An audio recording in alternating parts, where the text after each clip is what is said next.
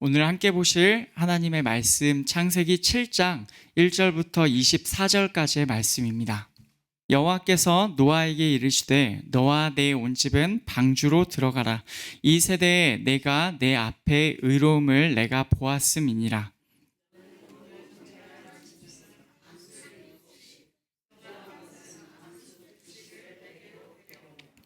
공중의 새도 암수 7씩을 데려와 그 실을 온 지면에 유전하게 하라.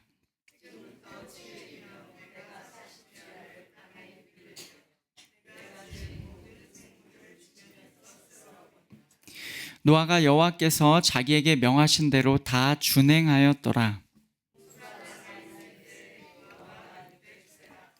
노아는 아들들과 아내와 며느리들과 함께 홍수를 피하여 방주에 들어갔고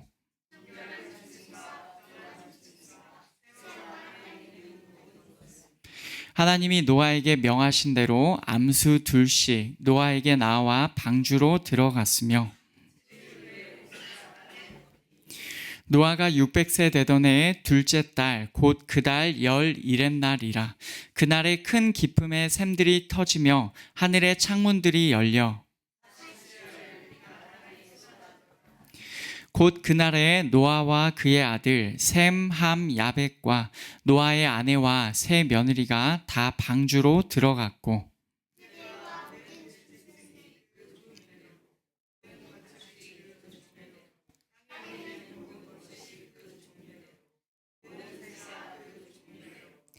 무릇 생명의 기운이 있는 육체가 2씩 노아에게 나와 방주로 들어갔으니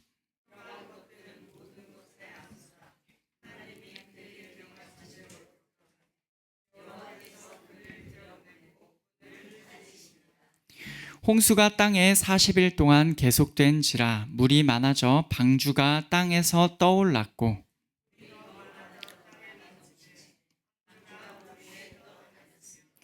물이 땅에 더욱 넘침에 천하의 높은 산이 다 잠겼더니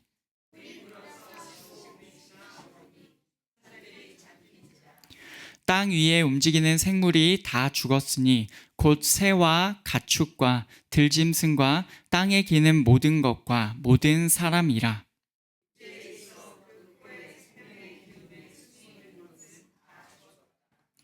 지면의 모든 생물을 쓸어버리시니 곧 사람과 가축과 기는 것과 공중의 새까지라. 이들은 땅에서 쓸어버림을 당하였으되 오직 노아와 그와 함께 방주에 있던 자들만 남았더라. 물이 150일을 땅에 넘쳤더라. 아멘. 네, 저희 창세기 계속 말씀을 살펴보고 있습니다. 지난주에 우리는 떨어지는 길, 타락하는 그 길의 결과와 은혜의 길의 결과를 살펴보았습니다. 떨어짐의 길의 끝에는 심판과 죽음이 있었고 은혜의 길의 끝에는 구원이 있었다라고 보았죠. 그 은혜의 길을 걸어간 자가 노아였고 그는 심판받는 이 땅으로부터 건짐을 받게 됩니다. 바로 그 심판의 도구가 물이었습니다. 대홍수가 일어났죠. 그리고 그 건짐의 도구가 방주였습니다. 하나님께서 노아에게 만들라고 명령하신 그 방주 말이죠. 이제 오늘 말씀에서는 대홍수가 일어나서 온 땅을 쓸어버리는 내용과 노아와 가족과 생물들이 방주 안으로 들어가서 구원받는 내용이 나옵니다. 오늘도 우리에게 주시는 이 하나님의 말씀에 함께 귀 기울이며 우리가 함께 듣기를 원합니다. 우선은 본문이 내용이 다소 긴데 본문의 내용을 간단하게 살펴보겠습니다. 하나님께서 노아에게 말씀하셨어요. 너와 내 온 집은 방주로 들어가라. 이 세대에서 내가 내 앞에 의로움을 내가 보았음이니라. 아멘. 노아와 그의 모든 집이 방주로 들어가라고 하나님께서 말씀하셨습니다. 그 이유는 노아를 하나님께서 이 세대 안에서 하나님 앞에 의로운 자로 보셨기 때문입니다. 이렇게 하나님께 은혜를 입은 의로운 자 노아는 가족과 함께 그리고 짐승들과 함께 방주에 들어갑니다. 하나님께서 계속 말씀하시기를 정결한 짐승을 수컷과 암컷 7씩, 부정결한 짐승을 수컷과 암컷 2씩 취하라라고 하셨어요. 그리고 하늘의 새도 수컷과 암컷 7씩 취하라라고 하셨습니다. 4절을 보면 하나님께서 이제 행하실 일이 나와요. 지금부터 7일이면 내가 40주야를 땅에 비를 내려 내가 지은 모든 생물을 지면에서 쓸어버리리라 라고 하나님께서 말씀하셨습니다. 7일 후에 하나님께서 40주야, 즉 40일의 낮과 밤에 땅에 비를 내리실 거예요. 그래서 하나님께서 만드신 모든 생물을 지면에서 쓸어버리신다라고 하나님께서 말씀하셨습니다. 그리고 노아는 그에게 하나님께서 명령하신 모든 것을 행하였어요. 이제 6절부터는 하나님의 말씀대로 되는 내용이 나옵니다. 노아가 600세 되던 해에 홍수가 땅에 있었어요. 노아와 아들들과 아내와 며느리들이 홍수 때문에 그 방주로 들어갔습니다. 정결한 짐승과 부정결한 짐승과 새와 땅에 기는 모든 것이 둘씩 들어갔습니다. 여기에서는 둘씩이라고 전체를 통틀어서 둘씩이라고 말하고 있지만 정결한 짐승과 새는 하나님의 말씀대로 수컷과 암컷 7씩 들어갔을 것입니다. 정결한 짐승뿐 아니라 부정결한 짐승도 하나님의 피조물인 것은 분명하죠. 하나님께서는 이들 모두를 보존하기 원하셨습니다. 참고로 이 방주 안에서 먹을 음식은 6장에서 하나님께서 미리 모으라라고 하셨었습니다. 6장 21절과 22절을 보면 먹을 모든 양식을 내게로 가져다가 저축하라. 이것이 너와 그들의 먹을 것이 되리라 라고 하나님께서 미리 말씀하셨고 노아는 이 하나님의 말씀대로 다 행하여서 미리 준비해 두었습니다. 그렇게 노아가 방주로 들어가자 7일 후에 홍수가 시작되었어요. 노아가 600세 되던 해 둘째 달 17일이었습니다. 큰 기품의 샘들이 터졌고 하늘의 창문들이 열렸고 40일의 낮과 밤에 비가 그 땅 위에 있었습니다. 13절부터는 앞에서 나왔던 내용을 다시금 설명해요. 마치 강조하는 것처럼 보입니다. 노아와 그의 아들 셈, 함, 야벳과 노아의 아내와 세 며느리가 다 방주로 들어갔습니다. 사람 8명이죠. 모든 들 짐승과 가축과 땅에 기는 것과 그리고 새가, 그래서 모든 생명의 기운이 있는 육체가 방주로 들어갔습니다. 하나님의 명령대로 되었고 하나님께서는 그 방주의 문을 닫으셨어요. 홍수는 40일 동안 지속되었습니다. 물이 많아졌고 방주가 땅에서 떠올랐습니다. 물이 넘쳤고 땅 위에 더 많아졌으며 방주가 물 위에 떠다녔습니다. 그 후에 물이 땅에 더욱더 넘쳤고 하늘 아래에 있는 모든 산들이 덮여버렸습니다.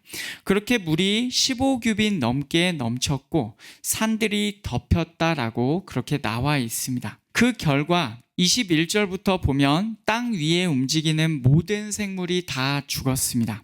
땅에 있는 코에 생명의 기운의 숨이 있는 모든 것이 다 죽었다라고 그렇게 되어 있습니다. 방주 안에 있는 것 외에는 모두가 죽은 것이죠. 하나님께서는 그렇게 땅 위의 모든 생물을 쓸어버리셨습니다. 이것이 하나님의 심판의 결과입니다. 다만 노아와 그와 함께 방주 안에 있는 자들만 남아 있었고 물이 150일을 땅 위에 넘쳤다라고 오늘 말씀은 이렇게 마무리가 됩니다. 여기까지가 오늘 본문의 내용이에요. 하나님께서 노아에게 방주로 들어가라고 하셨고 노아와 그의 가족 그리고 예비된 생물들도 방주로 들어갔습니다.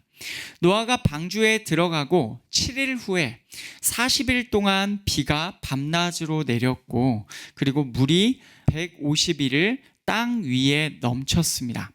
당연히 방주에 있지 않은 땅 위의 모든 생물들이 쓸어버림을 당하였겠죠.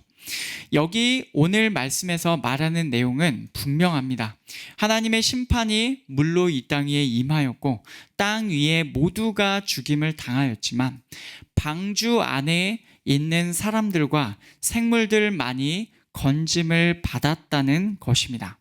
바로 이 내용에서 특별히 강조되는 부분은 건짐의 수단, 구원의 수단이었던 방주입니다. 이제 나머지 시간에는 이 방주에 집중하여서 내용을 살펴보기를 원합니다. 여러분, 방주는 무엇입니까? 가장 기본적으로 오늘 말씀 1절에 나오는 것처럼 노아와 그의 가족과 생물들이 들어간 장소입니다. 그런데 여기에 나오는 방주라는 단어를 성경 안에서 찾아보는 것이 굉장히 우리에게 의미가 있을 것으로 생각됩니다. 이 단어는 출애굽기 2장에서도 나와요. 그게 뭐냐면 갈대 상자입니다. 더 숨길 수 없게 됨에 그를 위하여 갈대 상자를 가져다가 역청과 나무진을 칠하고 아이를 거기 담아 나일 강가 갈대 사이에 두고. 아멘. 모세의 부모가 애굽 왕 바로에게서 더 이상 아들을 숨길 수가 없었습니다. 그래서 갈대 상자를 가져다가 역청과 나무 진을 칠하고 아이를 나일 강가 갈대 사이에 두었습니다. 이 아이가 나중에 바로의 딸에게 발견되어서 그녀의 아들이 되는 모세이죠. 결과적으로 모세는 갈대 상자 안으로 들어갔기 때문에 물에서 바로에게서 건짐을 받을 수가 있었습니다. 자세히 보면 오늘 말씀에 나왔던 노아의 방주와 모세의 갈대 상자는 굉장히 닮아 있습니다. 히브리어 단어가 같을 뿐 아니라 그 상황과 뭔가 배경도 굉장히 닮아 있어요. 이것은 물에 던져졌습니다. 그리고 물에 던져지기 전에 물이 들어오지 않게 하기 위해서 역청 혹은 나무 진이 덮였습니다. 그리고 이 안에 들어가는 자는 건짐을 받았습니다. 이것이 구약 성경 히브리어에서 방주라는 단어가 쓰인 예입니다. 그런데 방주라는 단어는 신약 성경 헬라어에서도 나옵니다. 히브리서 11장을 보면 우리 지난주 암송 구절에 방주가 나오죠. 믿음으로 노아는 아직 보이지 않는 일에 경고하심을 받아 경외함으로 방주를 준비하여 그 집을 구원하였으니. 아멘. 노아가 방주를 준비하였습니다. 그런데 헬라어로 이 방주라는 단어가 지금 보고 있는 히브리서, 이 히브리서 안에서 또 등장하는 데가 있어요. 그게 어디냐면 히브리서 9장입니다. 언약궤가 나와요. 또 둘째 휘장 뒤에 있는 장막을 지성소라 일컫나니 금향로와 사면을 금으로 싼 언약궤가 있고 그 안에 만나를 담은 금 항아리와 아론의 쌍난 지팡이와 언약의 돌판들이 있고. 아멘. 성막의 구조를 설명합니다. 성막 아시죠? 출애굽기에서 지으라라고 나왔던, 그리고 출애굽기 안에서 완성하였던 하나님께 예배드리는 장소인 성막입니다. 성막의 구조를 설명하는데 첫 번째 나오는 성소를 지나 휘장을 넘어 지성소에 가면 거기에 언약궤가 있었습니다. 이 언약궤는 사면을 금으로 덮었어요. 언약궤 안에는 만나를 담은 금 항아리, 아론의 쌍난 지팡이, 언약의 돌판들이 들어 있었습니다. 바로 이 언약궤 혹은 증거궤라고도 하죠. 이 언약궤를 설명하는 표현 중에서 궤라는 표현이 헬라어에서 방주와 같습니다. 물론 이 단어는 네모난 육면체를 설명하는 표현으로 우리가 이해가 되지만 이 안에 있는 의미가 우리에게서 발견이 됩니다. 앞에서처럼 방주와 언약의 궤도 닮아 있을 것이다 라는 기대를 가지고 우리가 한번 살펴보겠습니다. 방주와 갈대 상자는 많은 부분에서 닮아 있었죠. 그 정도로 많은 면에서 닮은 것은 아니지만 여기에서도 방주와 궤는 중요한 한 가지가 닮아 있습니다. 그것이 무엇이냐면 거기로 나아오는 자가 건짐을 받는다는 것입니다. 이 말을 성막 자체의 관점으로 이해하면 안 됩니다. 이 언약궤가 있는 성막, 그것도 지성소 안으로 적절하지 않게 나아가면 거기에서는 죽임을 당해요. 여기서 거기로 나아오는 자가 건짐을 받는다라고 설명드린 것은 모형의 관점이 아니라 원형의 관점으로 읽어야 합니다. 원형이 무엇입니까? 요한계시록 11장에 나와요. 7번째 나팔이 불리고 난 뒤에 하늘에 있는 하나님의 성전이 열립니다. 그 성전을 보시면 이렇게 나와요. 이에 하늘에 있는 하나님의 성전이 열리니 성전 안에 하나님의 언약궤가 보이며 또 번개들과 음성들과 우레와 지진과 큰 우박이 있더라. 아멘. 7번째 나팔이 불리고 난 뒤에 하늘에 있는 하나님의 성전이 열리는데, 그때 그 하늘에 있는 하나님의 성전 안에 하나님의 언약궤가 있습니다. 그리고 하나님의 임재의 상징들이 나타나죠. 번개들, 소리들, 천둥들, 지진, 그리고 큰 우박입니다. 이 궤가 있는 이곳, 하늘에 있는 하나님의 성전은 하나님의 나라를 의미합니다. 우리가 나중에 들어갈 그곳, 영원한 건짐과 영원한 구원이 있는 그곳이에요. 우리는 그곳을 천국이라고 부르죠. 우리는 반드시 지옥이 아니라 바로 이곳 천국에 들어가기를 소원하죠. 바로 그곳에 있는 것이 뭐냐면 언약궤라고, 요한이 그것을 보았다라고 설명하고 있습니다. 언약궤 역시도 그러면 방주처럼 거기로 나아오는 자가 건짐을 받고 구원을 받는 것이 맞습니다. 우리는 방주라는 단어와 관련 있는 3가지 개념을 성경 안에서 찾아보았습니다. 첫째는 노아의 방주이고, 둘째는 모세의 갈대 상자이고, 셋째는 성막과 성전의 언약궤입니다. 이 3가지는요, 여러 가지 세부적인 공통점이 있었겠지만 전체를 아우르는 한 가지 공통점을 꼽아본다면 거기로 나아오는 자가 건짐을 받고 구원을 받는다는 장소라는 공통점이 있었습니다. 건짐받고 구원받는 점에서 우리는 이 3가지가 피난처의 역할을 한다라고 우리는 말할 수가 있겠어요. 노아의 홍수는 어디로부터 피난처가 됩니까? 홍수와 물로부터의 피난처가 됩니다. 즉 하나님의 심판으로부터의 피난처이죠. 모세의 갈대 상자는 애굽 왕 바로로부터 피난처가 됩니다. 하나님의 백성을 향한 악한 자의 공격에서의 피난처이자, 더 나아가서 바로가 상징하는 마귀의 공격으로부터의 피난처입니다. 물론 당연히 나일 강가에 이제 놓여졌으니까 물로부터의 피난처도 되는 것이죠. 성막과 성전의 언약궤는 설명이 조금 더 필요합니다. 그러나 이건 역시 피난처라는 사실은 분명해요. 원래 언약궤는 죄인인 사람이 거룩하신 하나님께 나아가면 죽임을 당하는 상태를 보여줍니다. 즉 그 안에 담긴, 언약궤 안에 담긴 율법의 돌판들이 죄를 지은 사람을, 그 율법대로 살지 못하는 사람을 정죄하는 것이죠. 그래서 죽임을 당하는 것입니다. 하나님의 언약, 하나님과 맺은 언약, 그 율법의 말씀을 지키지 못하였으니까 하나님 앞에서 죄인으로 정죄받아서 죽임을 당하는 것입니다. 그런데 그 언약궤의 구조상 율법의 돌판들은 궤 안에 있습니다. 그리고 그 궤는 속죄소 혹은 속죄판이라고 불리는 그것이 정확하게 덮고 있습니다. 바로 이곳 언약궤 위에 있는 그 속죄소에서 1년에 한 번 속죄일에 대제사장이 짐승의 피를 가지고 들어가서 이곳에서 피 처리를 함으로써 이스라엘 백성의 죄가 용서받고 거기로 나아가는 대제사장이 죽임을 당하지 않을 수가 있었습니다. 이 개념이 이미 그 구조에서 반영이 되어 있는 것처럼 보입니다. 하나님의 말씀인 율법은 죄인인 사람을 정죄하여 하나님 앞에서 정죄받고 죽임을 당하도록 만듭니다. 그러나 그 하나님의 말씀인 율법을 상징하는 돌판은 피처리가 되는 장소인 속죄소가 덮고 있어요. 놀랍게도 그 구조가 보여주는 대로 하나님의 율법의 정죄는 예수 그리스도께서 십자가 위에서 대신 속죄해 주신 일 덕분에, 그 속죄의 피 뿌림 덕분에 그 정죄가 우리에게서 넘어갈 수가 있었습니다.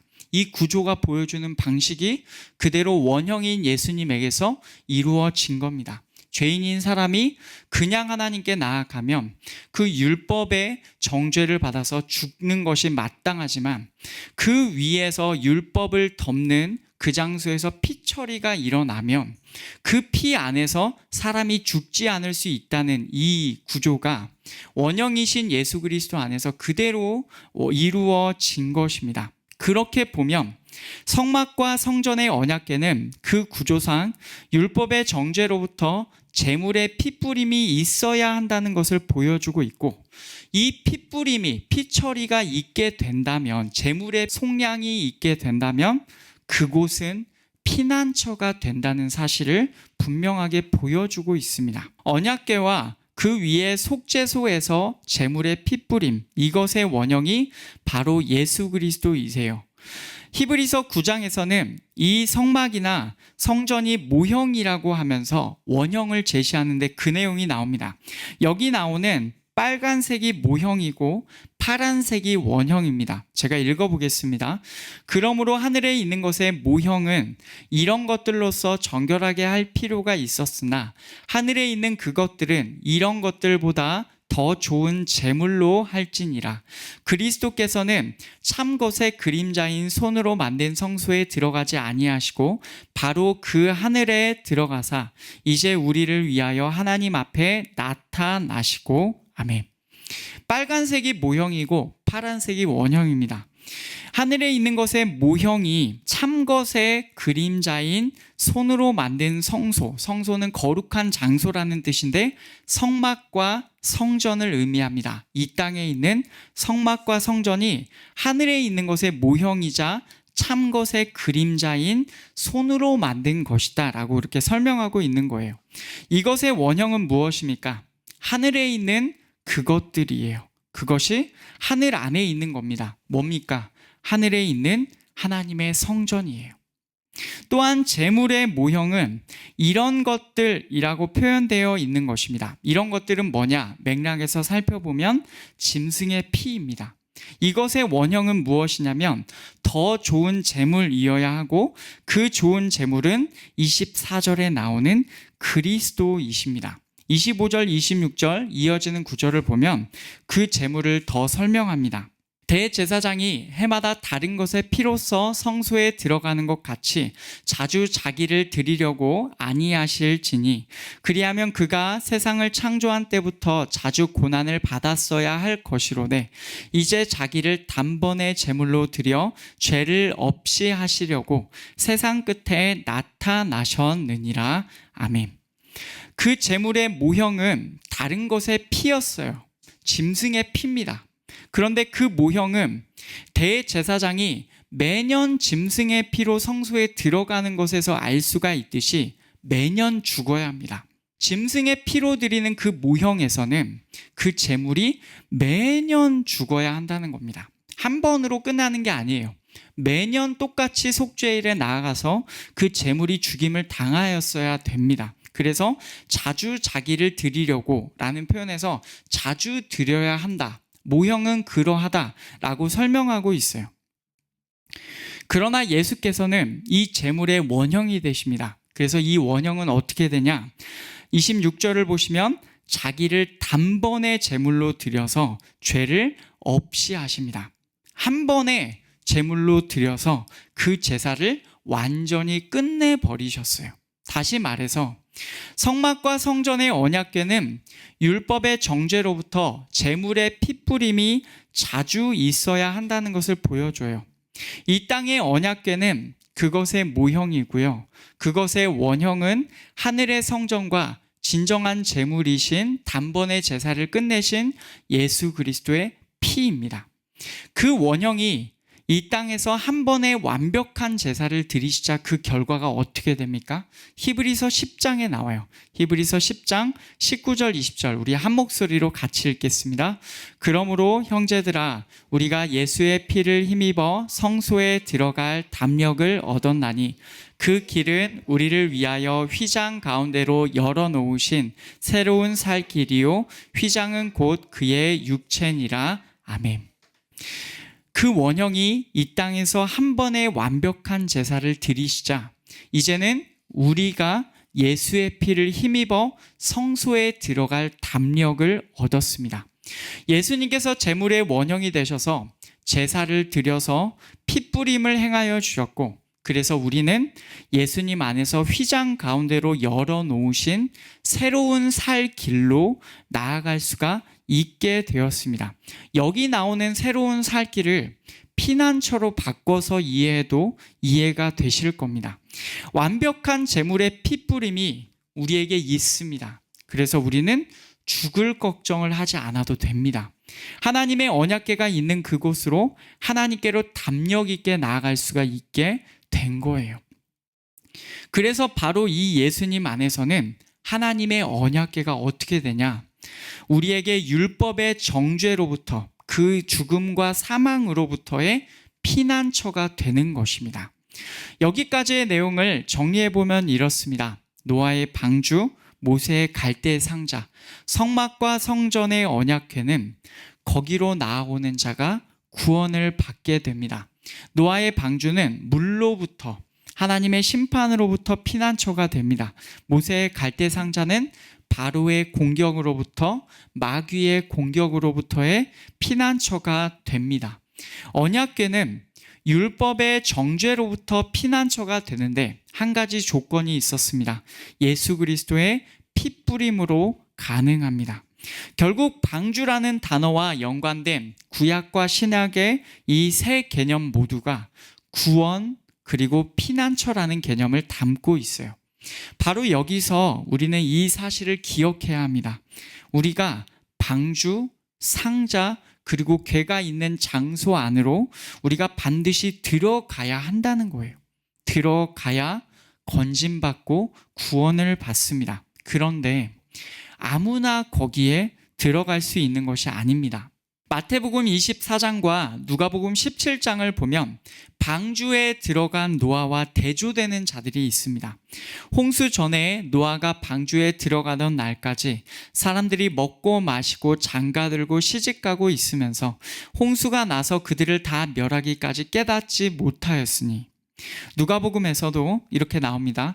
노아가 방주에 들어가던 날까지 사람들이 먹고 마시고 장가들고 시집가더니 홍수가 나서 그들을 다 멸망시켰으며. 아멘.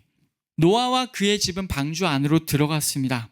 하지만 사람들은, 그 시대에 살던 사람들은 먹고 마시고 장가들고 시집가고 있었어요. 그들은 홍수로 멸망하였습니다. 갈대 상자는 어떻습니까? 하나님의 특별하신 계획에 따라 당대의 수많은 이스라엘의 남자아이들 중에서 이스라엘의 구원자로 하나님께서 부르신, 선택하신 모세가 들어갔습니다. 언약궤의 원형이 있는 하늘의 하나님의 성전도 아무나 들어갈 수가 없지요. 누가 들어갑니까? 요한계시록 21장을 보면 이렇게 나옵니다. 사람들이 만국의 영광과 존귀를 가지고 그리로 들어가겠고 무엇이든지 속된 것이나 가증한 일 또는 거짓말하는 자는 결코 그리로 들어가지 못하되 오직 어린 양의 생명책에 기록된 자들만 들어가리라. 아멘. 처음에는 만국의 사람들이 들어간다고 합니다. 그러나 속된 것이나 가증한 일, 거짓말하는 자는 들어가지 못한다고 해요. 그리고 다시 설명하기를 오직 어린 양의 생명책에 기록된 자들만 들어갈 수가 있다라고 합니다. 세 경우 모두에 어떻습니까? 노아의 방주, 모세의 갈대 상자, 그리고 언약궤의 원형이 있는 하늘의 하나님의 성전. 세 경우 모두에 하나님께서 예비하신 자들, 하나님께서 선택하신 자들만 들어갑니다. 그래서 은혜로 들어가는 겁니다. 그러면 방주, 상자, 그리고 궤가 있는 곳에 들어가는 은혜를 받은 자들은 어떤 특징이 있습니까? 어떤 자들이 들어가는지를 우리가 한번 생각해 보겠습니다. 노아의 방주의 경우에는 노아와 그의 온 집이, 모든 집이 들어가도록 허락을 받았어요. 이때 하나님께서는 이 세대에서 내가 내 앞에 의로움을 내가 보았음이니라 라고 말씀해 주셨습니다. 하나님께서 보시기에 의라는 개념이 노아에게 있었다는 거예요. 모세의 갈대 상자의 경우에는 모세의 부모가 행한 일에서 그 답을 찾을 수가 있어요. 히브리서 11장 23절을 보면 믿음으로 모세가 낳았을 때에 그 부모가 아름다운 아이임을 보고 석 달 동안 숨겨 왕의 명령을 무서워하지 아니하였으며 그의 부모는 자기의 아들이 아름다운 아이, 좋은 아이임을 보았고 숨겼어요. 그런데 이 행동이 히브리서 기자의 말에 따르면 믿음으로 한 행동이다라고 해요. 이게 왜 믿음이냐? 자기 아들이 아름다운 아이임을 본 것이 왜 믿음이냐라고 할 수 있는데, 사도행전 7장을 보면 스데반이 설교하는 내용에서 모세를 언급해요. 여기에 답이 있습니다. 그때 모세가 낳는데 하나님 보시기에 아름다운지라. 아멘. 모세가 하나님 보시기에 아름다웠다고 합니다. 하나님 보시기에 아름다움이라는 개념이 모세의 부모가 보기에는 자기 아들에게 있었어요. 하나님 보시기에 아름다운 아이다. 그래서 우리는 이 아이를 반드시 살려야 한다 라고 해서 그렇게 한 겁니다. 하나님 보시기에 아름다움이라는 개념이 있죠. 언약궤의 원형이 있는 세 번째, 하늘의 하나님의 성전에는 어린 양의 생명책에 기록된 자들이 들어갑니다. 그러면 어린 양의 생명책에 기록된다는 것은 무엇을 의미합니까? 그 나라에 들어가는 자와 못 들어가는 자를 다시 설명하는 곳이 있어요. 요한계시록 22장입니다. 거기에 보시면 이렇게 나옵니다. 자기 두루마기를 빠는 자들은 복이 있으니 이는 그들이 생명나무에 나아가며 문들을 통하여 성에 들어갈 권세를 받으려 함이로다. 개들과 점술가들과 음행하는 자들과 살인자들과 우상 숭배자들과 및 거짓말을 좋아하며 지어내는 자는 다 성 밖에 있으리라. 아멘. 자기 두루마기를 빠는 자들은 생명나무에 나아가며 성에 들어갈 권세를 받습니다. 하나님의 나라에 들어간다는 거예요. 두루마기는 옷을 말하는데 자신의 옷을 빤다는 것은 요한계시록 7장을 보면 어린 양의 피에 자기의 옷을 빨아서 희게 하는 것을 말합니다. 이것은 자기의 의로움이, 하나님 보시기에 자기의 의가 어린 양이신 예수 그리스도께로부터 나오는 것을 표현해 주고 있어요. 그러나 15절을 보면 성 밖에 있는 여러 사람들이 나오는데 이들의 특징은 무엇이냐면 예수님께로 나아가지 않는 것을 말합니다. 여기까지 내용에서 누가 방주, 상자 그리고 궤가 있는 곳으로 들어갈 수가 있겠습니까? 하나님 보시기에 의가 있는 자, 아름다움이 있는 자, 다시 말하면 하나님 보시기에 합당한 자가 들어갈 수가 있어요. 그러면 하나님 보시기에 합당한 자는 누구입니까? 그것은 전부 다 요한계시록 22장 말씀으로 연결됩니다. 앞에서 우리가 본 세 가지, 방주, 상자, 그리고 궤가 있는 곳에 모든 것의 원형이라고 말할 수 있는 하나님의 성전, 하늘의 하나님의 성전에 누가 들어가는가로 다 연결이 됩니다. 어린 양이신 예수께서 행하신 일이 자신의 옷으로 덮여 있는 자, 그 사람이 그 구원의 자리 피난처로 가게 됩니다. 다시 말하면 예수께서 행하신 의가 그에게 있는 자, 하나님께서 그에게서 예수님께서 이루신 의를 보시는 자가 들어갈 수가 있다는 말입니다. 이것을 사도 바울은 빌립보서 3장에서 이렇게 설명합니다. 그 안에서 발견되려 함이니 내가 가진 의는 율법에서 난 것이 아니요 오직 그리스도를 믿음으로 말미암은 것이니 곧 믿음으로 하나님께로부터 난 의라. 아멘. 율법에서 난 것이 아닙니다. 율법에서 났다는 것은 내가 그것을 지켜서, 내가 어떤 것을 이루어서, 내가 그 기준에 도달해서 그래서 내가 성취하였다라고 말하는 종류의 의입니다. 그런 종류가 아니에요. 오직 그리스도를 믿음으로 말미암은 의입니다. 믿음으로 하나님께로부터 난 의가 있는 자가 방주, 상자, 궤가 있는 곳에 나아가면서 구원을 받게 되는 거예요. 적용하면서 마무리 짓겠습니다. 설명이 다소 길었지만 핵심 내용은 분명해요. 누가 노아의 방주 안으로 모세의 갈대 상자로 언약궤가 있는 그곳으로 나아갈 수가 있는가? 오늘 말씀은 이것을 보여주고 있다라고 생각합니다. 하나님께서 보시기에 합당한 자, 하나님께서 보시기에 의로운 자가 그곳에 들어갈 수가 있어요. 그리고 그 의는 우리에게서 나오는 것이 아닙니다. 우리가 율법을 지킴으로써 우리가 선하게 의롭게 살아서 이룰 수 있는 것이 아니에요. 오직 율법의 모든 정죄에서 우리를 대신하여 피를 뿌려서, 당신의 피를 흘리고 뿌려서 우리를 덮어주신 예수님을 믿는 믿음에서 나옵니다. 바로 그런 자가 최종적인 구원이 있는 곳인 하나님의 나라, 하나님의 성전 안으로도 들어갈 수가 있습니다. 그래서 예수께서 이렇게 말씀하신 거예요. 내가 진실로 진실로 너희에게 이르노니 문을 통하여 양의 우리에 들어가지 아니하고 다른 데로 넘어가는 자는 절도며 강도요. 내가 문이니 누구든지 나로 말미암아 들어가면 구원을 받고 또는 들어가며 나오며 꼴을 얻으리라. 아멘. 문을 통하여 양의 우리에 들어가지 않고 다른 데로 넘어가는 자는 도둑이고 강도입니다. 그 문은 예수님이신데 예수님을 통하여 들어가면 구원을 받고 살게 됩니다. 즉 예수님이라는 문을 통하여 양의 우리 안으로 들어가면 구원을 받는다라는 뜻이에요. 바로 그 자격이 여기 있는 우리에게는 있습니까? 그래서 하나님께서 노아에게 하셨던 말씀처럼 너와 내 온 집은 방주로 들어가라. 이 세대에서 내가 내 앞에 의로움을 내가 보았음이니라. 하나님께서 이렇게 우리에게도 말씀해 주실 것으로 믿으십니까? 너는 들어가라 라고 하실 것으로 여러분 기대하십니까? 하나님께서 노아를 의롭게 보신 그 의가 우리 안에서도 있기를 축복합니다. 우리에게 있는 그 의는 오직 예수 그리스도를 믿음으로부터 나오는 의밖에 없어요.